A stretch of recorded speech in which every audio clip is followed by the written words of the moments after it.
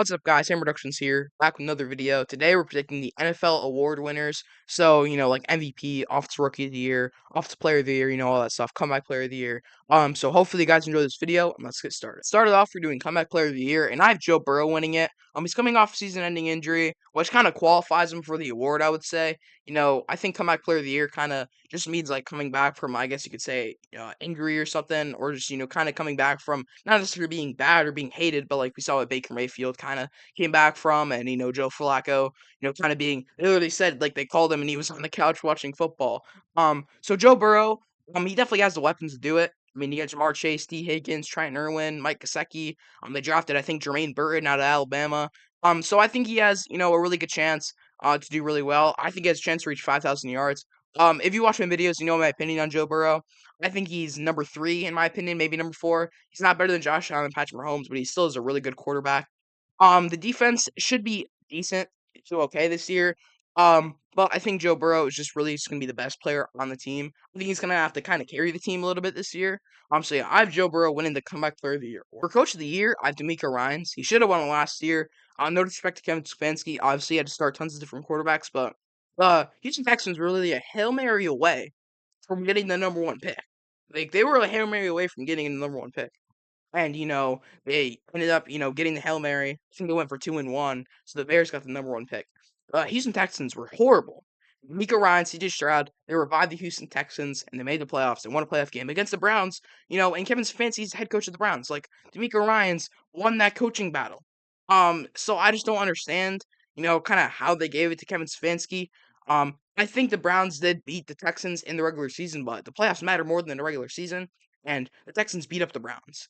Again, no respect to Kevin Stefanski, but he already won it in 2020. I don't understand why he had to give it to him again. One, D'Amico Ryans, first year head coach, just absolutely killed it. So he's going to win it this year. He's going to do a great job with the Texans. So I have D'Amico Ryans winning Coach of the Year. Defensive Rookie of the Year, I have Jared Verse. I just think he has the best opportunity out of any of the rookies in this class to win Defensive Rookie of the Year. It's going to be tough to replace Aaron Donald, but I just think that the Rams did the best they could to replace him. And, pairing him up with Braden Fisk, his college teammate, alongside Kobe Turner, who was on the Rams last year, but is also a really good defensive lineman, I think he has the best opportunity to win it. I think he's better than Braden Fisk, so I just think he has the edge over, obviously, the other rookie on the defensive line, Braden Fisk. So yeah, I have Jared Verse winning Defensive Rookie of the Year. For Offensive Rookie of the Year, I have Caleb Williams. He's undoubtedly in the best situation out of any rookie.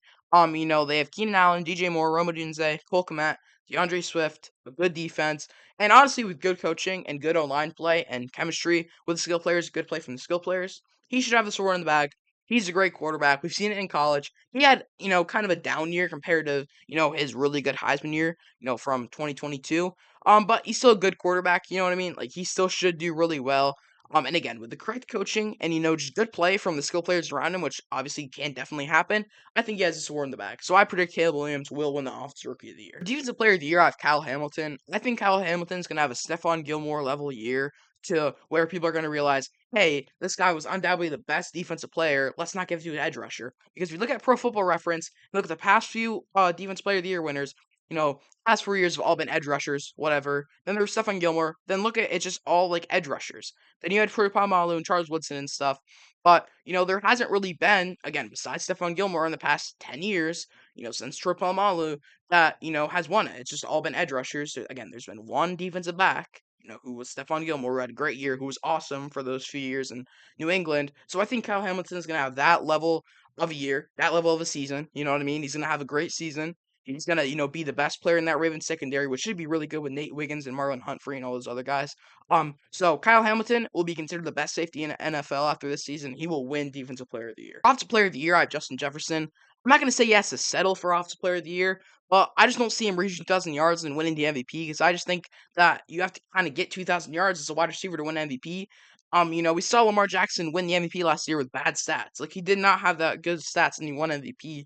Because really his only competition was Josh Allen in the MVP race. And, with all the turnovers that Josh Allen had, because Josh Allen had so many touchdowns, but he had turnovers, they didn't give it to Josh Allen, so they had to give it to, Lamar Jackson, which is why I think we need a wide receiver running back to kind of reset the standards for MVP again, because we saw a bad MVP, happen last year. So Justin Jefferson, I think he's just gonna have to settle for Offensive Player of the Year because he's not gonna do that well with JJ McCarthy and Sam Darnold. I'm not gonna say he's not gonna do that well. He's still gonna have like 1,800 yards, but he's not going to get 2,000 yards. I don't think he's going to reach 1,900 yards. Want him to. In my prediction video, I said it definitely could happen, but I got to kind of be more realistic here and kind of accept the fact that, J.J. McCarthy and Sam Darnold aren't really that good. I mean, maybe they'll prove me wrong, but I don't think they will.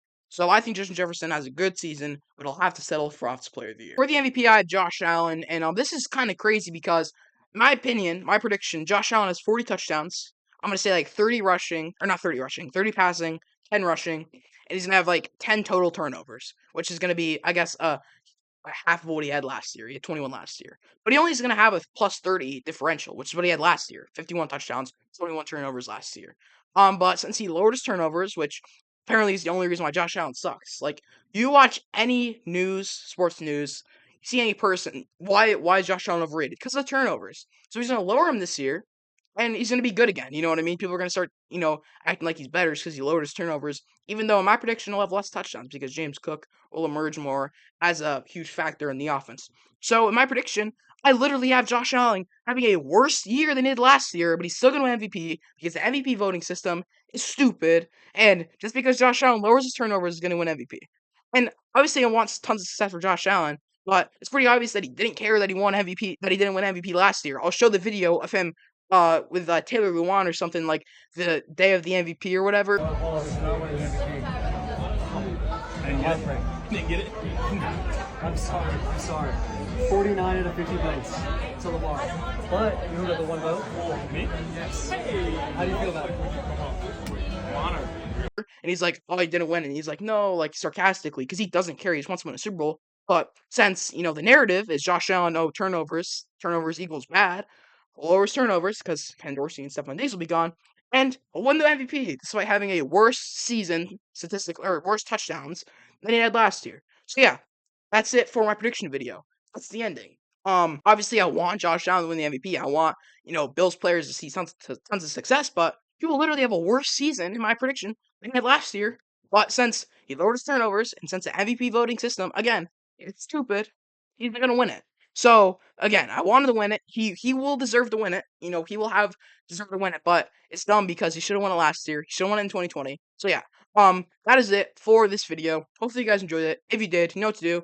Like, subscribe, and yeah, I'll see you tomorrow for another Ham Productions video.